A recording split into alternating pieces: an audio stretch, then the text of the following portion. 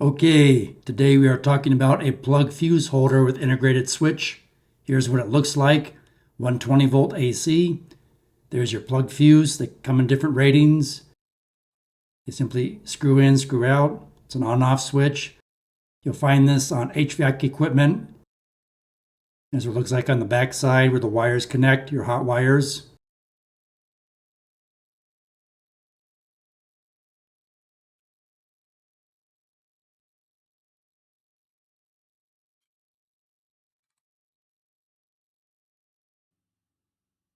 So again, the fuse simply unscrews, place it, screw it back in. Here's what it looks like inside the fuse holder itself. So your hot wire attaches here on the side of the fuse. Then your load wire comes out on the switch terminal here.